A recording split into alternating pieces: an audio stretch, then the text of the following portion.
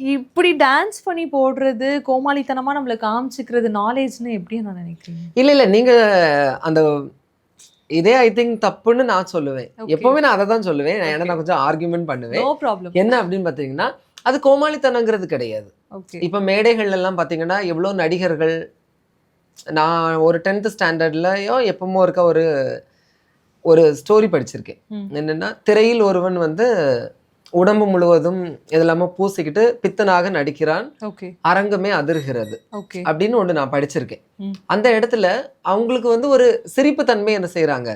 உருவாக்குறாங்க. ஓகே. அந்த சிரிப்பு தன்மையை உருவாக்குறதுக்காக அவங்க என்ன செய்றாங்க? மெனக்கெடுறாங்க.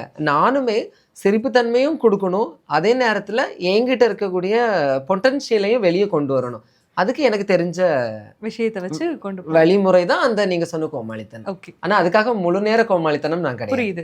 போய் நம்ம வந்து பிள்ளைகளுக்கு பாடம் நடத்துறோம் அப்படிங்கிறப்போ அந்த ரெஸ்பெக்ட் வந்துச்சா? ஸ்டூடெண்ட்ஸோட சைடுல இருந்து அந்த ரெஸ்பெக்ட் கரெக்டா இருந்துச்சா? உங்களுடைய கொலீக்ஸ் எல்லாருமே வந்து அதற்கான ரெஸ்பெக்ட் கரெக்டா? கொலிக்ஸ் எப்பவுமே என்னதுதான், எல்லா இடத்துலயும் இருக்கிறது மாதிரி எதிரிகள் தான். நம்மள வந்து எப்படா அழிக்கணும் அப்படின்னு தான் நினைச்சிட்டு இருப்பாங்க. ஆனா ஸ்டூடெண்ட்ஸ் தான் என்னோட ஃபர்ஸ்ட் வந்து ஆடியன்ஸா? ஆடியன்ஸ் வந்து என்னோட ஸ்டூடெண்ட்ஸ் தான்.